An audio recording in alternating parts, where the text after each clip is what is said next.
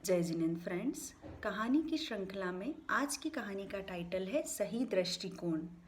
एक बार एक 6 साल के बच्चे को मैथ्स पढ़ाते हुए टीचर ने पूछा, अगर मैं आपको एक एप्पल और एक एप्पल और एक एप्पल दूं तो आपके पास आपके बैग में कुल कितने एप्पल होंगे?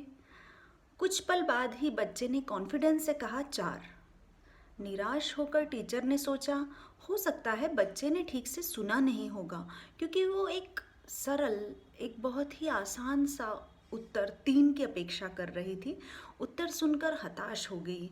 उसने फिर अपना प्रश्न दोहराया, कृपया ध्यान से सुनो बेटा, यह बहुत इजी है, आप ध्यान से सुनोगे तो आप सही तरीके से इसे कर पाओगे। देखो, अगर मैं आपको एक एप्पल और एक एप्पल और एक एप्पल दूं तो आपके पास आपके बैग में टोटल कितने एप्पल होंगे?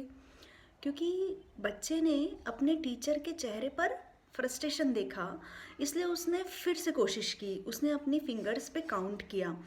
जब वह अंदर से उत्तर खोज रहा था, ढूंढ रहा था कि उसके टीचर खुश हो जाएं, इस बार उसने थोड़ा झिझकते हुए उत्तर दिया, 4। टीचर के चेहरे पे फिर से लो कॉन्फिडेंस, फिर से फ्रस्ट्रेशन। अब तभी टीचर को याद आया कि लड़के को स्ट्रॉबेरी बहुत पसंद है।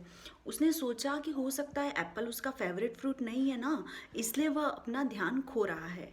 तो एक्स्ट्रा एक्साइटमेंट में और टिमटिमाती आंखों से इस बार उसने अगेन छोटे से बच्चे से पूछा, बेटा, अगर मैं आपको एक स्ट्रॉबेरी और एक स्ट्रॉबेरी और एक स्ट्रॉबेरी देती हूँ तो आपके पास आपके बैग में टोटल कितनी स्ट्रॉबेरीज होगी?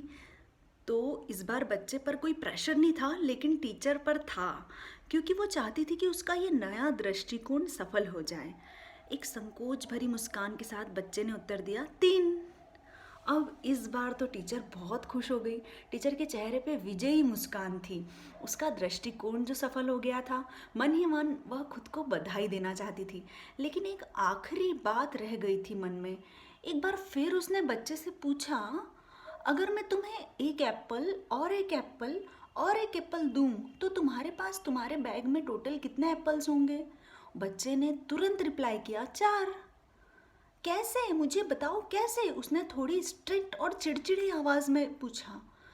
एक धीमी सी आवाज़ में हिचकिचाहट थी। बच्चे ने जवाब दिया, क्योंकि मेरे पास मेरे बैग में पहले से ही एक एप्पल है।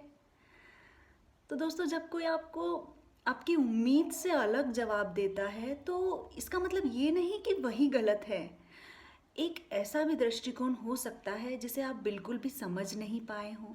हमें विभिन्न दृष्टिकोण से, दूसरे दृष्टिकोण से भी देखना चाहिए और सराहना करना, समझना सीखना चाहिए। अगर हम कोशिश करते हैं और दूसरों पर अपना नज़रिया, अपना व्यूज़ थोपते हैं और फिर सोचते हैं कि क्या गलत हुआ, तो अगली बार जब भी कोई आपको आपसे अलग आंसर दे, नया दृष्टिकोण दे, तो बैठकर धीरे से पूछना ज़रूर, क्या आप मुझे इसे पुनः समझाने में या समझने में मदद कर सकते हैं?